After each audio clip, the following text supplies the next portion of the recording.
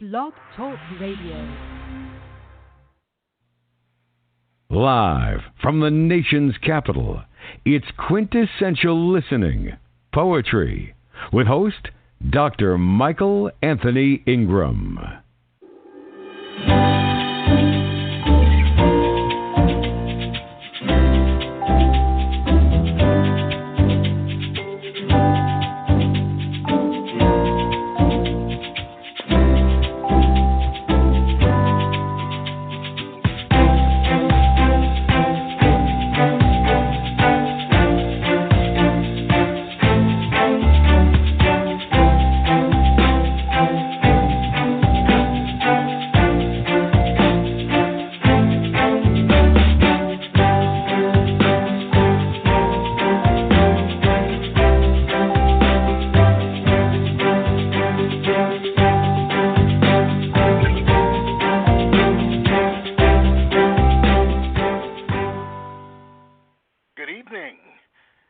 Tonight is Ahmad Alkhatat, a prolific writer who hails from Montreal, Canada.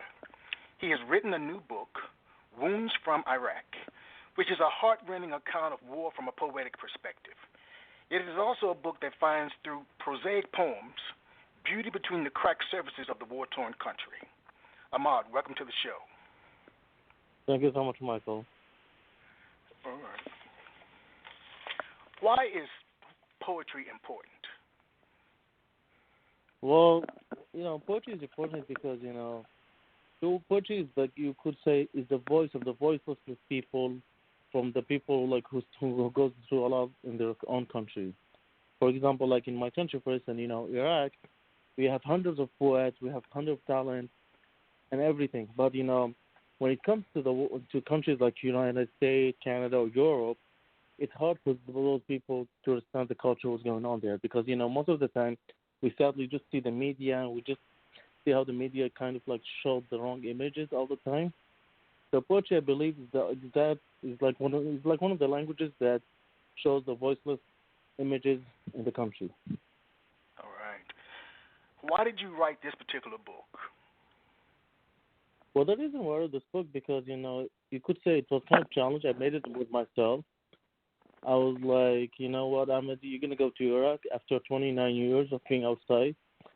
So let me write whatever I can, whatever I can see.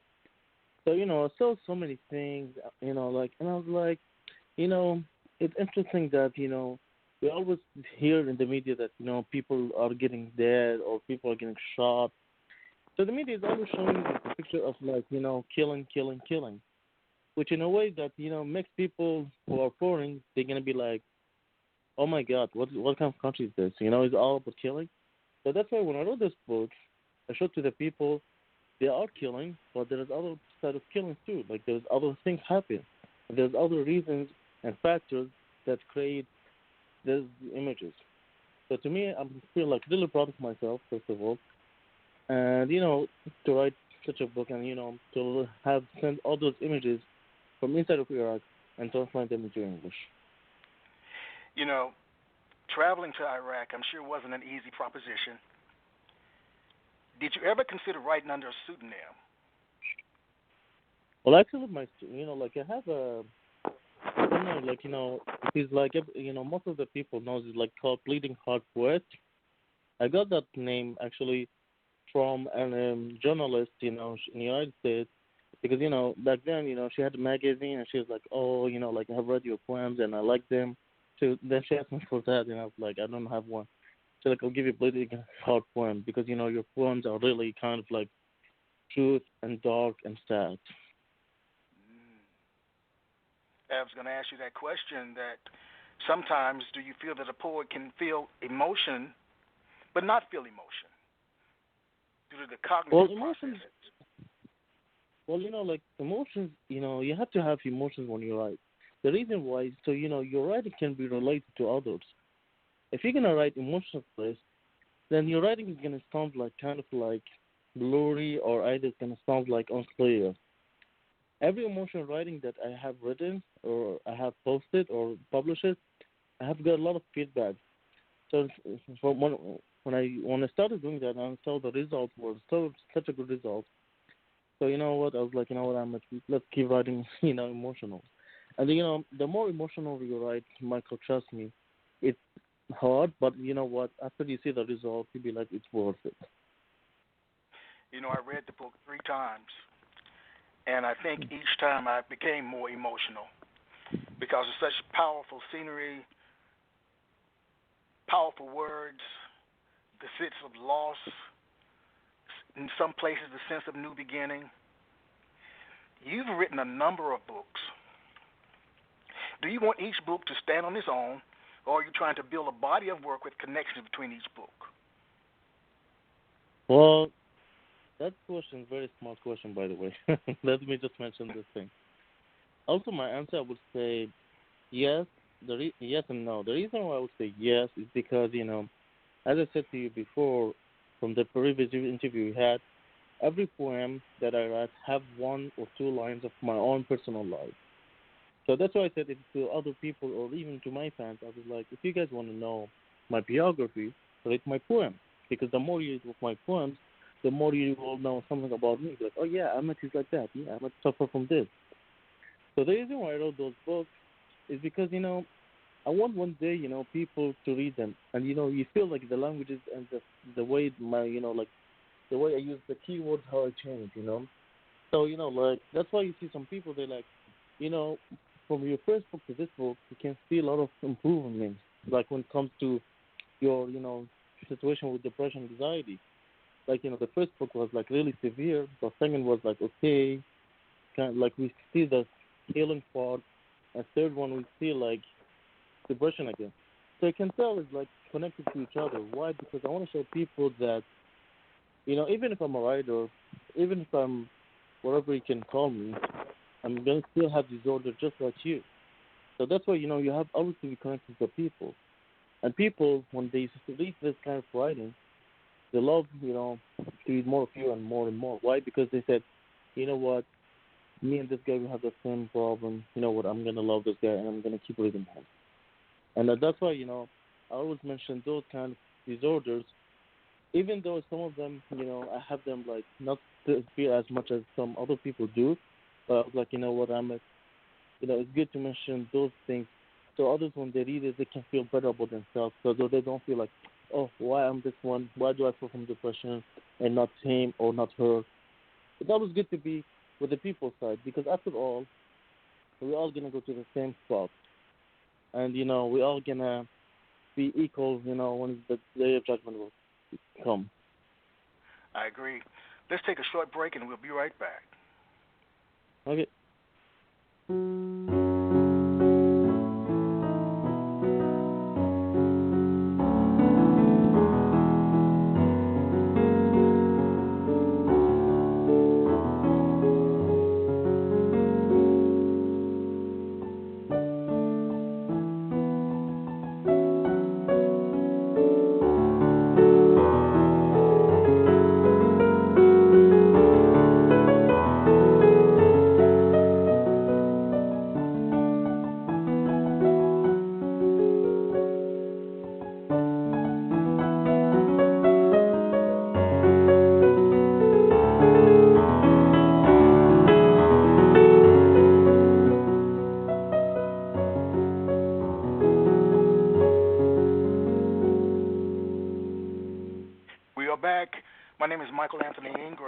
We're here with Ahmad Alkhatat to celebrate his new book, Wounds from Iraq.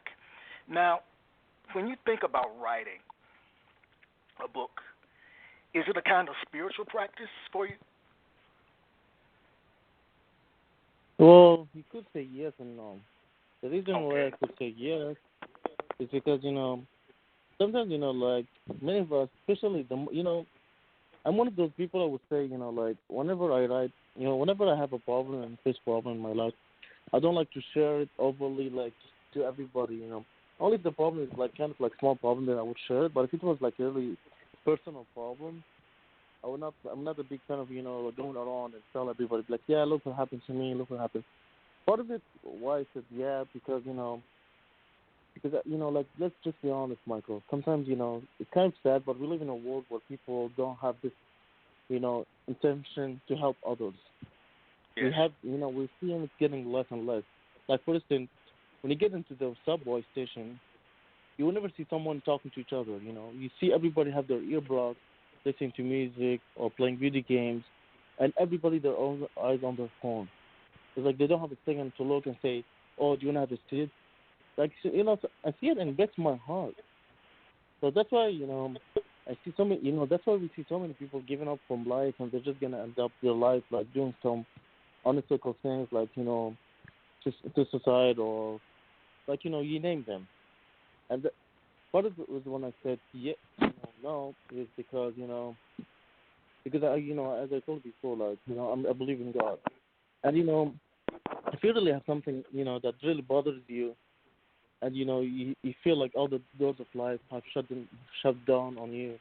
There's always you can always like sit on your knees and look up and read some try to talk with God. It helps a lot. But don't even if you have a best friend you talk about with the problem, your friend's gonna look at you and be like, man, I understand how you feel, but I'm sorry I cannot help you. But he will never tell you, But instead Yes. of him, he will tell you that. You know what I mean? So that's why I said, as in yes and no. But I see it, I would say all this, if you have any problem in your life, even if you don't want to share your plans or your story, write it down. Trust me, once you write it down, it feels such a relief to the point you're gonna be like, oh my God, I want to do something now. And trust me, Michael, whenever I write a poem, whenever I wake up in the day, I write my poem. It happened with me the night before, or a few days will happen to me. I feel like so positive to the point, like I'll give you a small example, a small story. I'll tell you a small story. So, what happened to me recently is like, I'm going through a lot right now in my life. So every day when I wake up, when I have this imagery of poetry or a dream or something happen, I just write it down into a poem, and then I take my time, edit it and everything, and then I post it, right? So I Mm-hmm. work in a bookstore like that, and there was this woman. She came, and I told her, we stopped. She asked me for a book, and I told her, yeah, I recommend you this book and this book. And she brought her friend the other day, and she was telling her, she was like, oh my God, this guy's so positive and so happy, and I'm sure his life is full of happiness, joy. It made me laugh a bit, but it made me happy at the same time. And I was like, listen, nobody has a life perfectly happy. And she was like, okay, can I ask you something? I was like, what's up? And she was like, what do you do to stay always positive? I was like, well, you know what? Negative thoughts, this is what I do every day. I write them down. Once you write them Mm-hmm. down, even if you can burn the paper or, shred it, like burn it, you feel so much happy. Why? Because you feel there's something that annoys you the most, you, you removed it from your life. But when it comes to poetry, try to write in a professional language that you feel like, oh my God, this is my best I can get. Don't worry about the mistakes. Don't worry about, the structure of poetry because, poetry right now is unbelievable how many people can write poetry and how many forms Yeah. they can create. So, that's my advice to people. You know what? Write poetry. Even if you think, okay, my poetry is not the best one, it's okay. We all learn. Even if you're going to go to school to study creative writing, you're not gonna write your first story, the first, like the best one, and you think you're gonna sell millions of dollars. You know, Mm-hmm. people have to have the start. You see, like at my workplace, everybody's telling me, "How come you don't have your books here? How come you don't sell them here?" I was like, "Guys, give me a time. Times will come, and then well, my best book will be on the shelf because you don't have to push it because the more you push for your same luck, it will never come clear. You see, like." At my bookstore, I can tell you we have authors who have 20 books. They have written 20 books, and we have all 20 books. But Mm-hmm. guess what? We only have one or two of their books that sells the most. And the others you can sell. They're still on the shelf. And you will see, like, once in a while, someone comes up to you like, yeah, I have read this one. Yeah, no, I haven't read this one. Maybe I'll buy this one. So it's the same thing when it comes, in poetry and, like spiritual writing. Speaking of books, is your book available on Amazon? Yes, it is. And the good news, this book is also available on Barnes and Nobles online. If you go to their any of their branches, in U.S. They're available if you go online and order it online. Same thing in Canada. If you go to Indigo or Chapters or Calls, you can even order it online. And I just want to say thank you, a big thank you to Mr. Chris Halgum, who's the owner of the publication I made my book with, because of him, he did such a hard work to make my book available in all those three companies. All right. I know that you are a prolific writer. I've seen your posts online. I know that you have other books and plan to write a number of other books, as we've talked about. Yep. How long on average did it take you to write this particular book? Knowing that you were traveling to Iraq, I guess from that process until its completion, how long did it take from conceptualization to finish? Well, I'm going to be honest with you, Michael. Some of the poems I wrote in this book, I wrote them before my trip. And some of the others, I wrote them after my trip. So what happened was, it was kind of like, poems that I wrote before and after. So if you, and I believe, the reason why I put them in a mix, I didn't put them in order, because I want you to feel like, see the difference. And then, I decided at the end to write my childhood poem. It was the last one poem, And the reason why I did that is because, I want people to see, oh my God, now why, we know, now we know why this writer was thinking so much, kind of down thoughts about his country. So technically, I would say it took me almost 4 or 5 years. 4 or 5 years. Yeah. That's a long because, time. Because you see, for instance, you have a poem called Floating from Aleppo. And Aleppo is a city in Syria which faced so many acts of terrorism against the regime and against the ISIS group. So this poem, I wrote it during the beginning of the, when the ISIS was controlling, taking over the town and the city. So you see, if you think about what happened in the civil war in Syria, it happened 5 years ago. So you see, this is what it was the beginning. And then I wrote, the poem "My Name Is Iraq," which I wrote it back at the time when, Americans, when they decided, to hit some bombs on Syria. And I was like, oh my God, And yeah.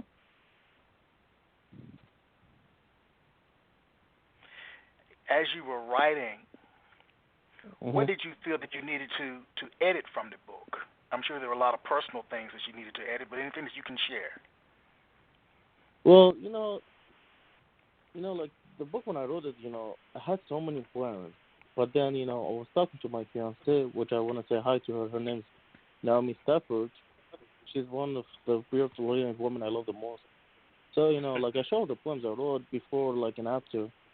And she's the one who's she helped me. She's like, what, pick this poem. Yeah, pick this one. Put this one on the side. The reason why she did that, right now, as I told you, when I think about it, I was confused. Just what are you doing? She's like, let me do, and I'll tell you what I'm going to do. So, I did it, and then I put the book, I sent it to the publisher, and the publisher was very excited. And now I see the ones that she put on the side, and then, those ones on the side, guess what? They're going to be the part 2 of Poems from Iraq. So what she was doing, she's picking the, the ones that fit with the title in order to see if there's anything, if this book will make it, then hello, there's part 2. And the good news, there is a part 2 for the book now. A part 2? What will it be comprised of? What will you share? Well, part 2 is going to be more about, the positive, the good side, the bright side of the visit, and also the bright poems that I wrote about my country. So it's not going to be something sad or very depressing. It's gonna be something when you're gonna read it, you're gonna feel like you're actually in Baghdad. You're sitting in a coffee shop. You're not gonna be feeling you're sitting and you watch dead people on the street. So technically, it's gonna be kind of little dreams that actually are real dreams. They're not fiction dreams. You know what I mean? So hopefully, It's gonna be a very good book. It's a bit hard. I'm not gonna lie, because the editing process is a bit hard. Also, I'm editing some new ones that I wrote when I was in Iraq as well. So it's gonna be a very good experience, and I can't wait to see it happen. Like coming up. As a poet, what do you hmm think is primarily the most difficult part of the artistic process? Well, that's the most hard thing from being a poet is to see like if you're if, because Michael, if you write a poem, you never know if the next poem is gonna be similar or different. Yes. You know what I mean?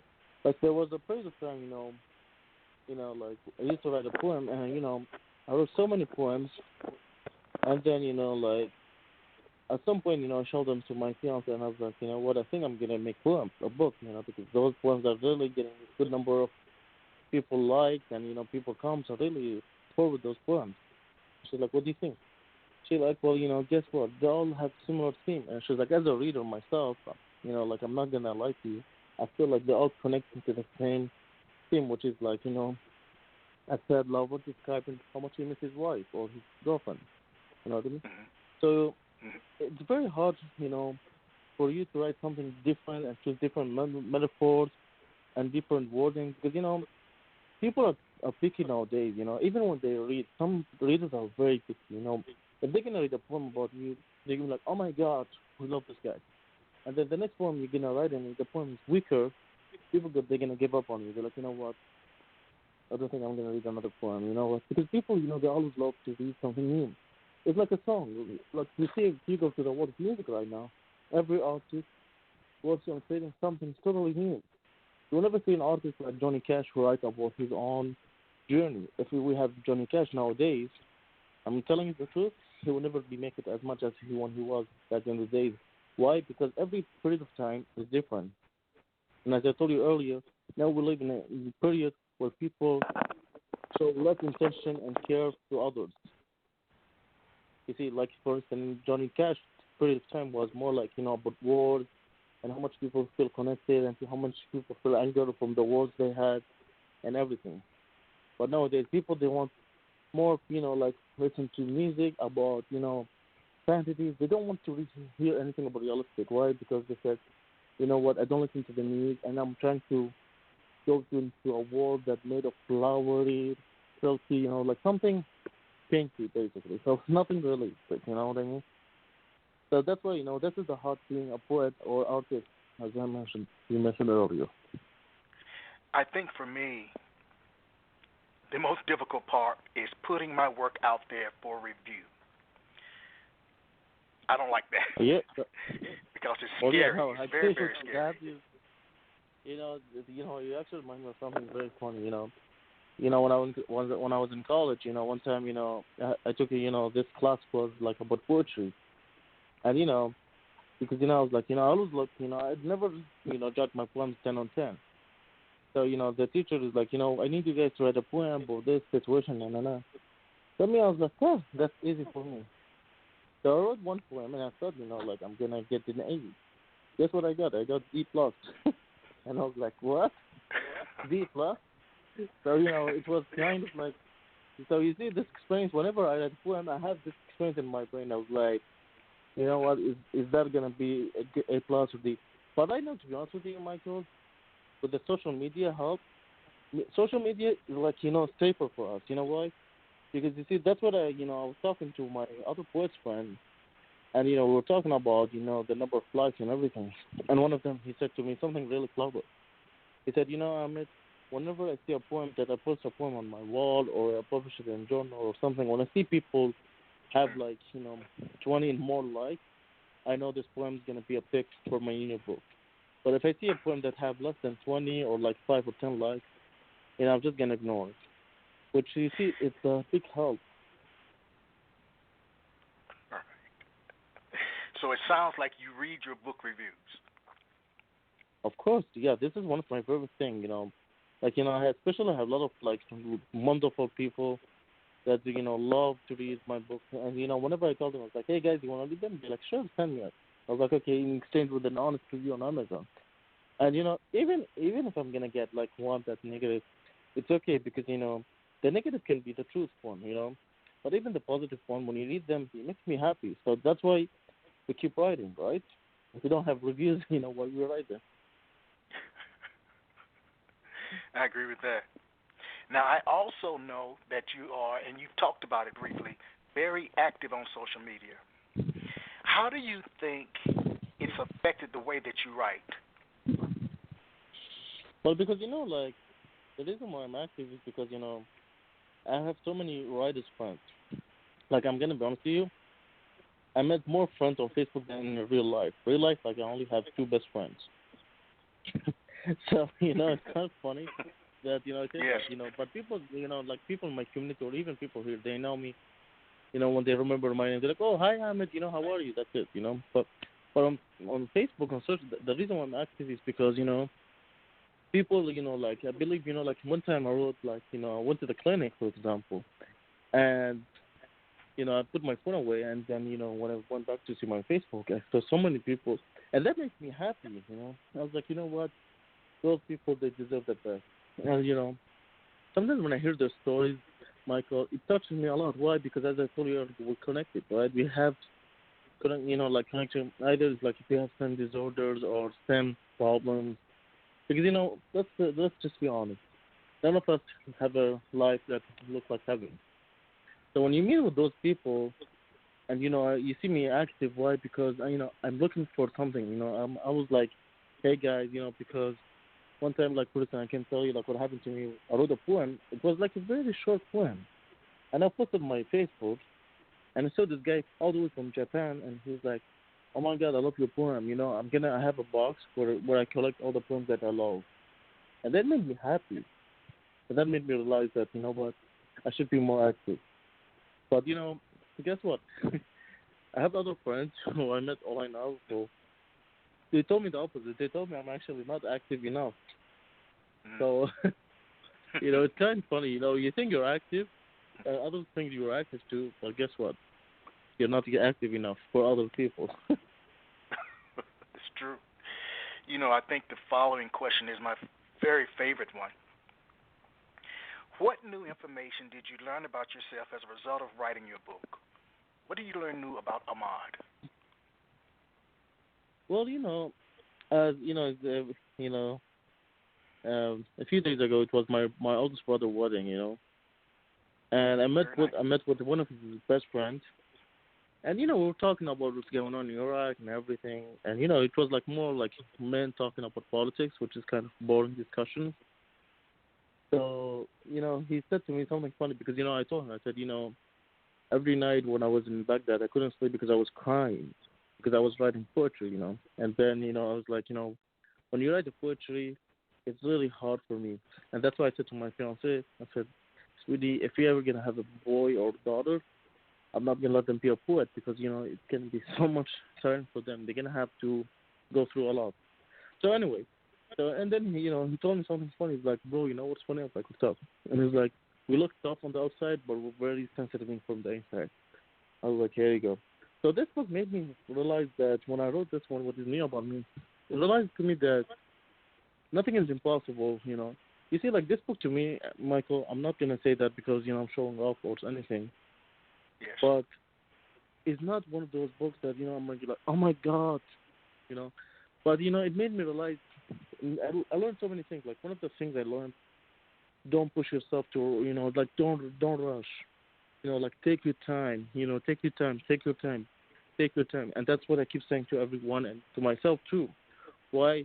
Because I believe taking your time in the word writing is very important.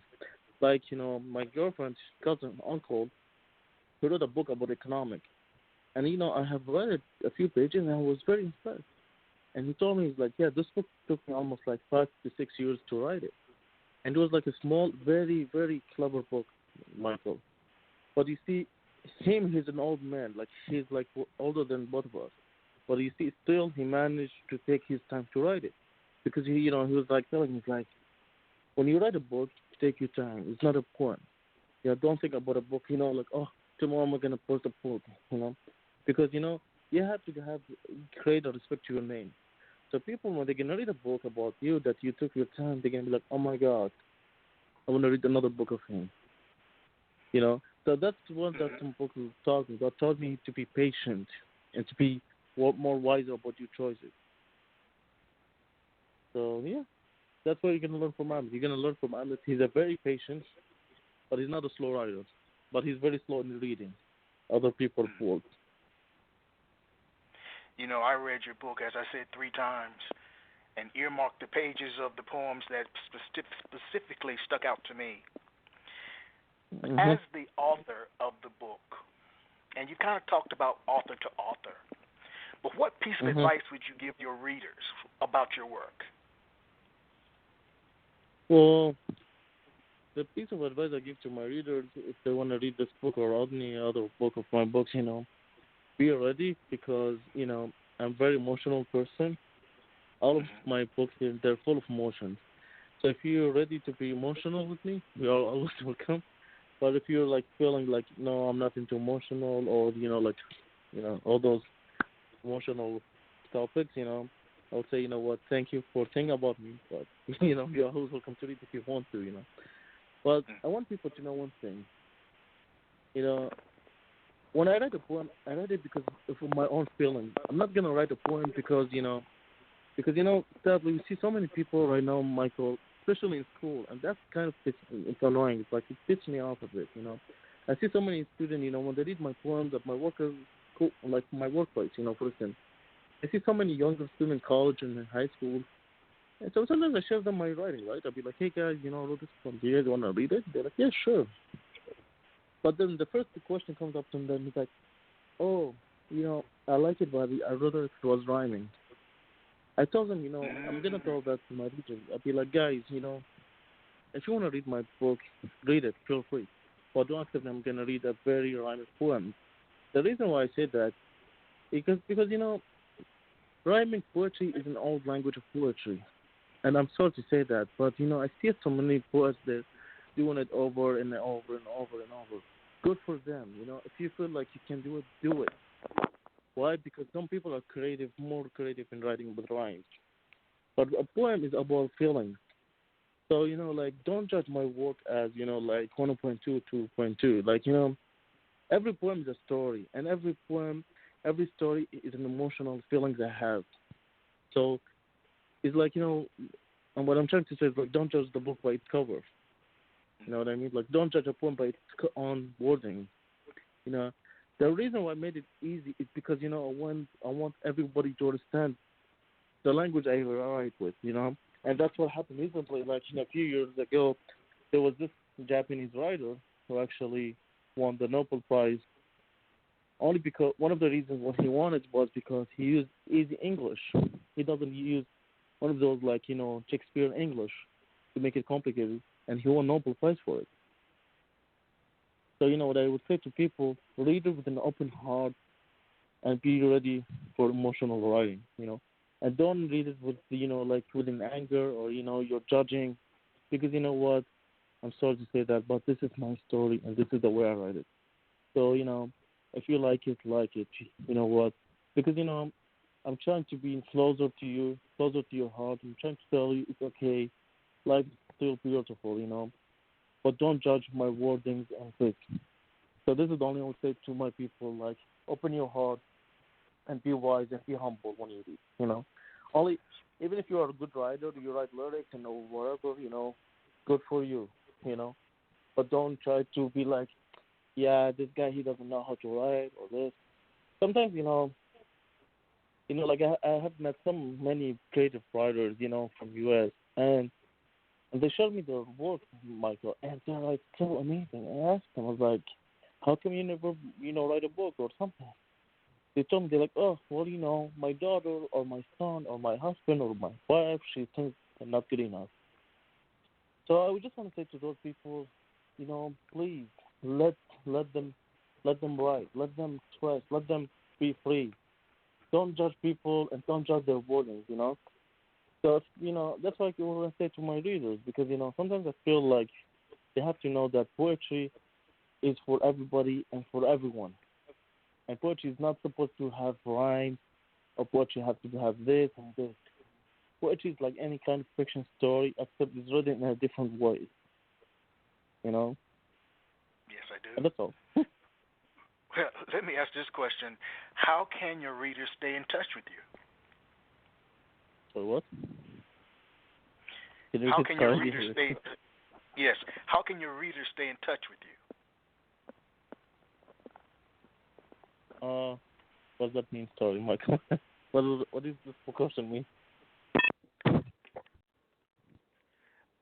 One more time. How can your readers stay in touch with you? Oh, okay. Sorry. Oh my God. Sorry. Oh my God. I That's feel all like right. That's all right. Okay.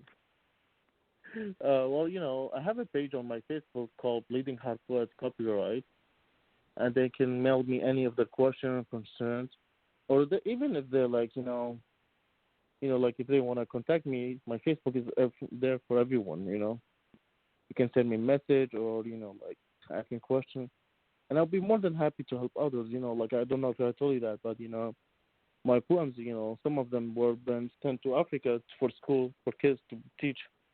And there was a former teacher who was actually in Africa. She asked me, she's like, I'm going to use your poems as an example, as a school materials to teach our kids in Africa how to write poetry. So, like, I'm not one of those people I'm going to ask, like, oh, how much money are you going to send me, So, my page is always there to help others. Even if they want to write a book, I'm going to help them with publishers. I'm there for everyone because I believe, once you help, once you give, you'll once you take, you will give, and it's like what we always say, be kind to each other, to one another. Sorry. What's in the works for you next? Where do you go from here? Like you mean like what is my future, folks? Yes. Oh, okay. Well, my future books, hopefully it's gonna be, as I told you like earlier, Words from Iraq. Part 2, which is going to be next year, but the most important one, which is the most exciting one, is I have a book that is going to be published on the 25th of July called Ropes of Memories. It's going to be like a small chapbook of like 30 to 25 pages. Mm-hmm. It will be, printed in England from the publisher called Anglo Submissions, and it's owned by he's a poet. I don't know if he's a poet. I'm sorry. His name is Mark Borusowicz. So like this is gonna be my next book, hopefully this month. And then I'm gonna take a small break. Well, not technically break, but I'm gonna start writing for next year, 2020. I'm gonna have one gonna be titled "Crying on the Moon," which is gonna talk about the problem I'm facing right now in my recent life. And as I said, Words from Iraq Part 2, and hopefully I'm gonna have one that's gonna be very different. It's gonna be like small poems called "Because I Am," and hopefully the fourth one is gonna be about like funny poems. It's gonna be like it's gonna be a surprise. I'm not gonna say anything about it, but it's gonna be a surprise, the funny one. Okay, all right. Well, what we're gonna do is take a brief break and be right back. Ahmad will be sharing his work on air. We'll be right back.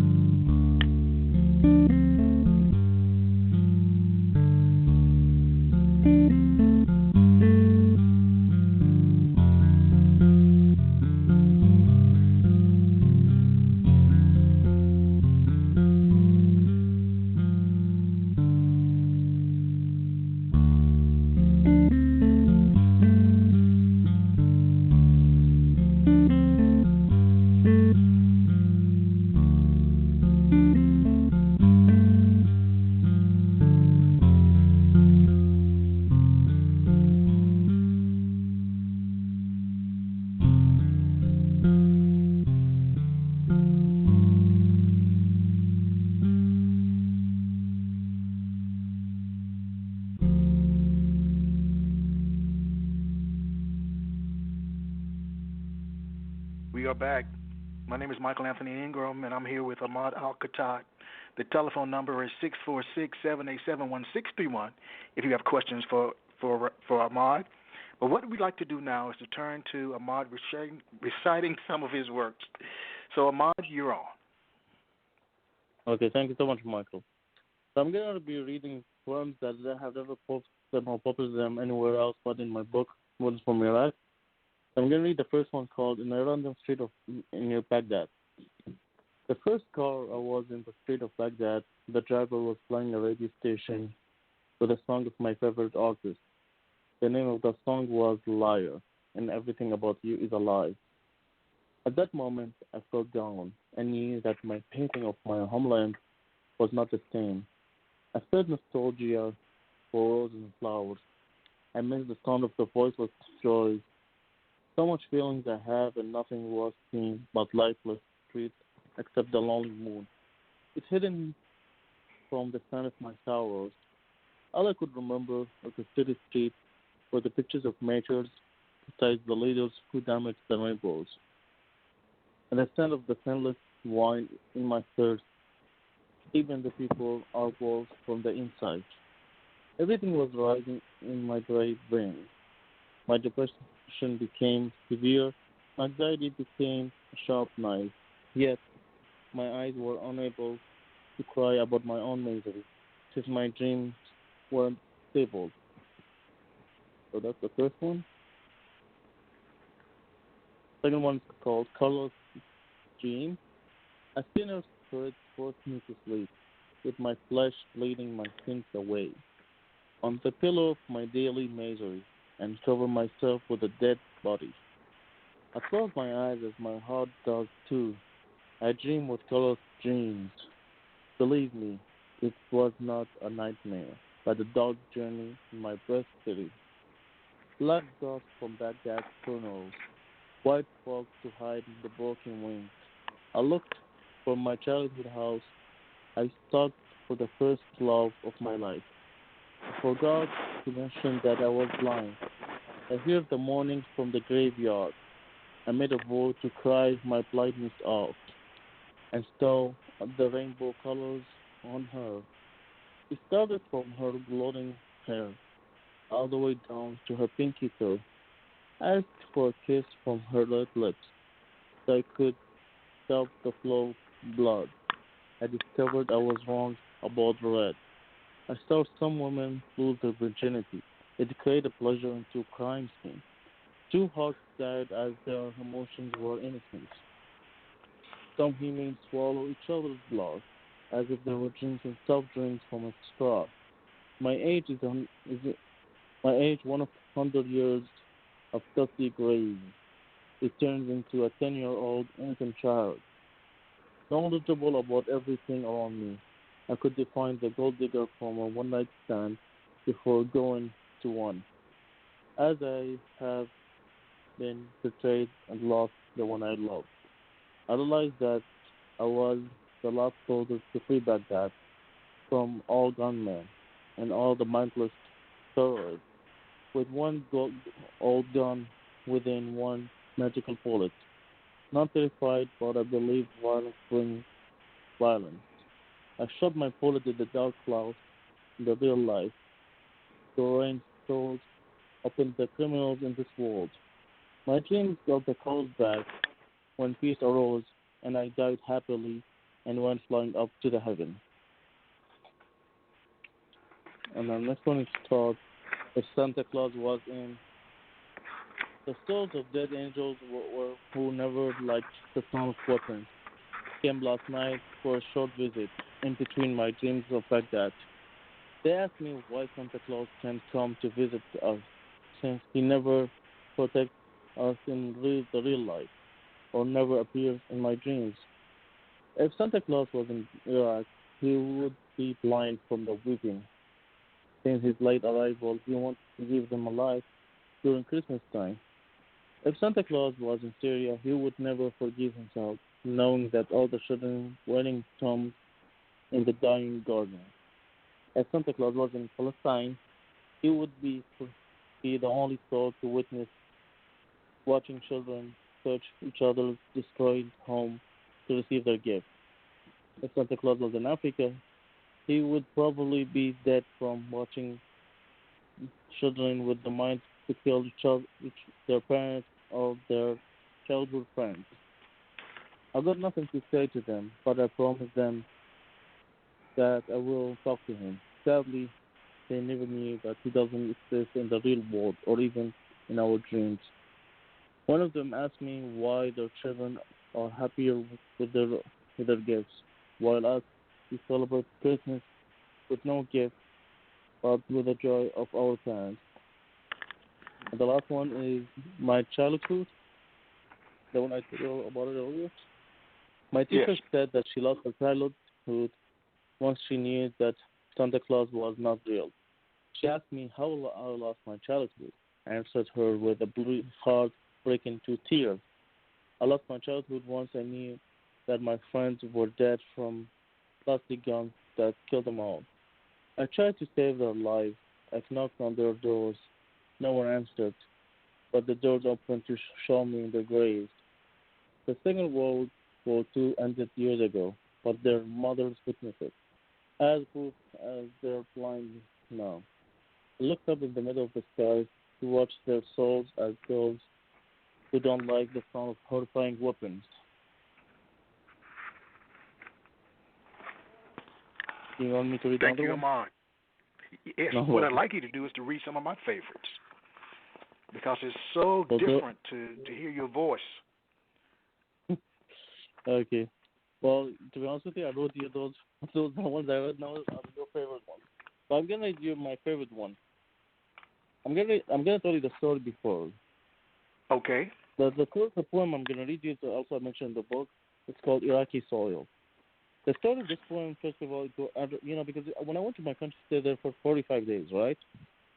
And it was the time when like we had people, young men going there voluntarily to fight against ISIS. And I remember back in the town where I lived, there was this father, talking to his 17-year-old boy before going to, volunteering to fight against ISIS. And he was telling him, like, son, make sure, to, do well and come back, because I need you, because I'm getting old. And, I cannot be responsible enough because, I have severe problems with my life and everything. So it was a very sad conversation. I witnessed it in my own life, It was the middle street, and everything. So the son was like, oh, Daddy, don't worry. I'll be fine. And I will come back, and I'll make you proud of me, and I will help you, and I'll help my mom and my sisters to get a better life. Because, they were poor family. Okay, Michael? Yes. And, the boy, he went, as I said earlier, volunteered to work. And in a week or something, I saw that, they put a sign with his picture and they said, rest in peace. The young soldier, he died after 1 or 2 days of fighting. So I wrote this poem for this boy I even went to his funeral and I saw his father. His father was crying endlessly, and his mom and his sister were like shouting and crying and mourning. It was a very depressing situation because he was only 17, right? And the father was like really depending on his son because he had only this son and he had like 6 daughters and his wife, and they had poor life, So definitely you can imagine how much hard life the father had to do, to live. So the title of the poem is Iraqi Soil. I saw an old man. He was around my father's age, or even older. He was crying until I saw his son pouring Iraqi soil on his bare flesh, only because he was getting ready to die slowly before the victory of the war. So you see, as I told you, it's like a small poem, but the story behind it is like very, very dark. Yes. And And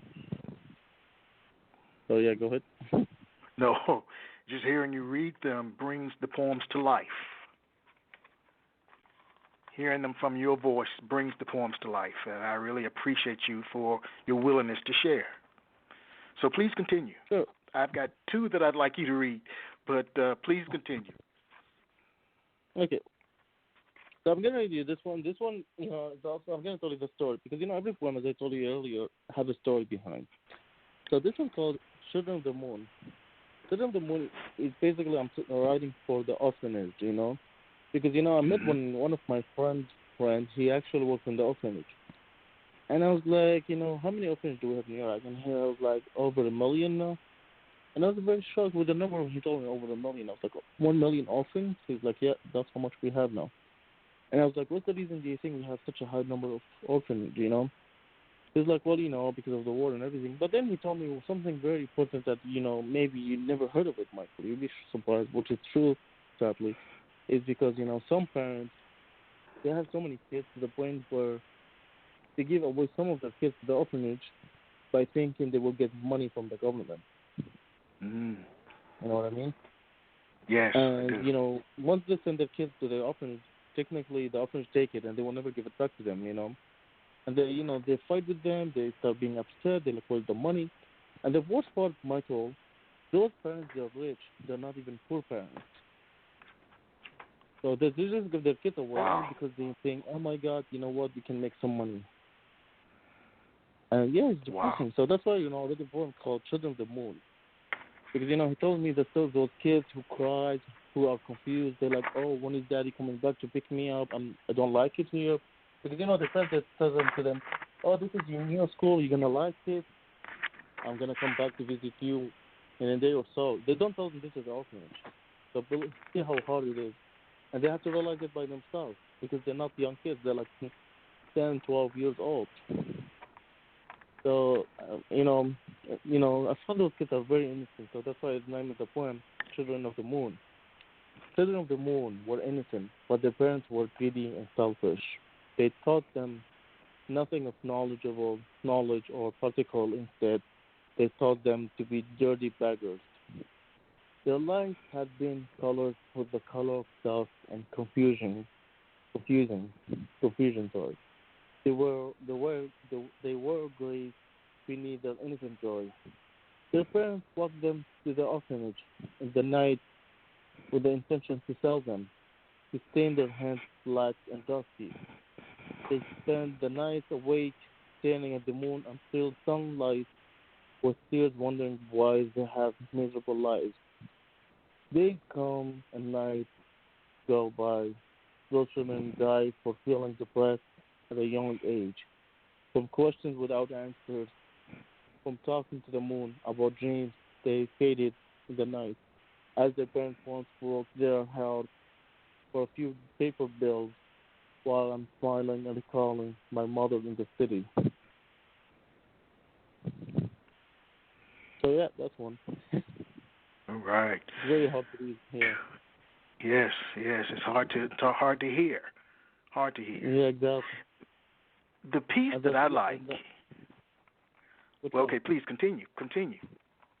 Okay, do you have anyone in mind you want me to read? Yes, is everything is miserable here. Okay, everything. Okay, the story of this poem is also interesting. Let me tell you the story. It's like a short story. The story behind this poem is like, when I went to Iraq, I went with my family. And for my father, it was his first visit after being outside for 40 years, 40. So, you can imagine 40 years, like how many generations they came out. So my father decided to go visit, like the town, like like the downtown of the downtown, like the place, the city he was born in. So when he went, he felt miserable. He felt sad because everything changed, and sadly they didn't change to improving. They changed of being like really more like miserable. So when I saw it, and my father, so I took this poem and I wrote it as if I was feeling my father, because my father was feeling sad. He said on his own, he was just confused, was looking, and he was like kind of having this, like trying to look, and he was talking to me and was like, oh, here, this thing used to be this here used to be cinema, now it's a gym. So you can tell, like, sadly, after 2003, Iraq is not the same for him. So when I wrote this poem, I wrote it as if I was like, in my father's shoes, right? So I wrote it as of him. So that's why I put the poem, I put the title, Everything is Miserable Here. Everything is miserable here. Nothing is clean or clear to cross the hidden sidewalk. Weak chickens in rusty cages with less feathers on their skin, waiting to be slaughtered by the butcher. He's only 14 years old. He smokes a cigarette in one hand and uses the other hand to sharpen his knife. The ones who sell vegetables are even more dirty than wild pigs.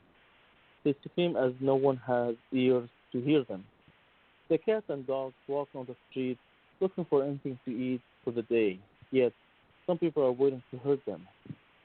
Once the moon appears in the sky, I talk to the invisible stars with hope that they will make my wishes come true and wipe the rules of the tribes away, far away from the town. Therefore, the sun arises far from another bloody revenge. And lastly, Yeah. before we close, I'd like you to read Send My Salutations. Okay. Let me tell you something interesting about this poem. This poem, if I tell you how old is this poem, you'll be surprised, Michael. You know how old is this poem? How old? Well, okay, let me do the math quickly. Sorry. Okay, that's all right. No problem. Okay. So this poem is actually 19 years old. And this poem was actually the first realistic poem that I ever wrote in my life when I was 10 years old. And this poem was edited by my father and my mother, because they were happy for me. It was kind of like my real studies one. So they helped me do the editing. And my father, like when he wanted to like support me in writing poetry, he decided to publish it for a newspaper. And it's funny, when he came to Canada, he came in 2000, and there was this man who saw my father, and I was like, oh, that's your son. He's like, your son is famous now. And I was like, what? And then he showed me the newspaper. He's like, oh, look, your poem is in the newspaper. So yeah, that's the story behind the poem. Anyway. Okay. My solution to you, my country, I'm sending my salute. From my family to your family, I send my special solutions. I sacrifice my soul for my religion, and I send my greetings. I used to pray for love and peace. My prayers are known but my God. I must send my solutions. My greetings to my homeland, the mayor, and I send my solutions. My country's statue will stay elevated, and should I send my solution. To my homeland I will return eagerly, and in peace I will visit its grave. Crossing over, it will be the penguin's peace to my country, whose peace has been slaughtered. I send my solutions. Thank you, Ahmad. No problem, Michael. And I want to thank you for joining me tonight to help celebrate your new book, Wounds from Iraq. It's a must-read, and it's available on Amazon.com. You're a good man, Ahmad, and I look to hear more from you.